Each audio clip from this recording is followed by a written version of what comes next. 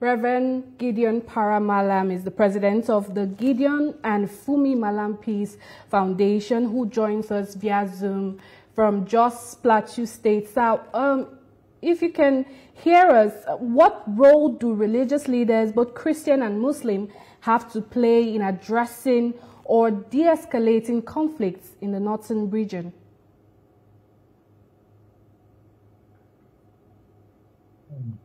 Thank you. The role religious leaders do play and should play is one of moderation. It's one of truth-telling, and it's one of encouraging truth from both sides. By both sides, I mean both the government and the populace, to pursue what is truth and what is right in order to de-escalate a crisis situation, or even encouraging both Christians and Muslims to work together to de-escalate anything that would create a deeper division and tensions within the country. Yes, very interesting insights there. So some reports suggest that the violence is more communal or economic than religious. What's your take, and how do we differentiate, religious persecution from general insecurity?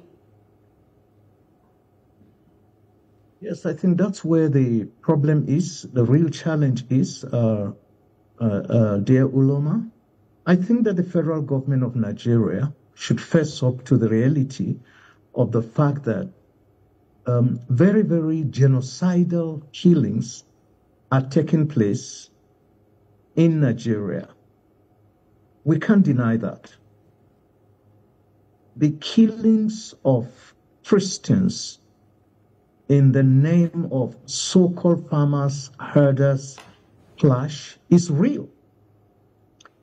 I think the government should be making efforts to end those killings rather than pursuing shadows in terms of labeling it as falsehood or it's instigated from outside.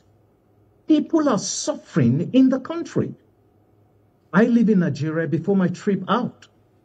I know the number of deaths that have been taking place in our country, constant.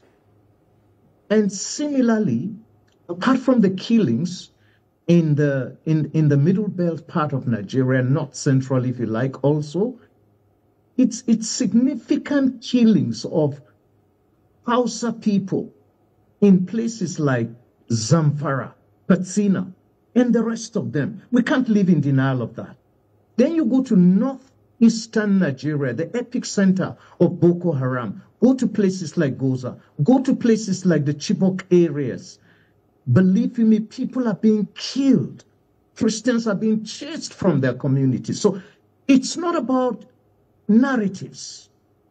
I think that what the government should do is honestly sit down with key stakeholders in the country and talk about ending these killings, because it is going on. And to pretend that it is an outside propaganda is a waste of time. Reverend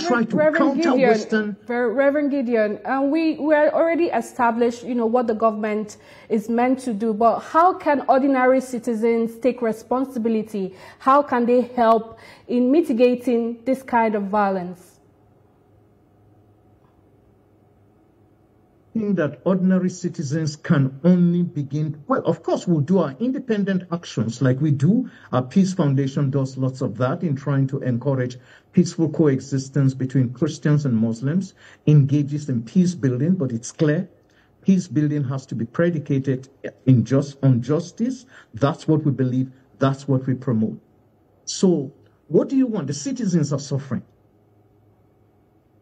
Take, for instance, the young pastor who is crying for all you care to hear, Dachomo, is simple. His people are being killed. He's crying. He's crying. He needs to be heard and not needs to be countered. The federal government must never use the government as a bully pulpit to threaten people or to scare people into silence. No, I think this is the time for the government to get her acts together, work internally to end the killings. If you stop the killings internally, we're out of time, Reverend Gideon. We're out of time. There will be no, okay, it's all right, it's all right. Thank you so much for sharing your insights. Thank you for sharing your insights. That's Reverend Gideon from Oxford, United Kingdom.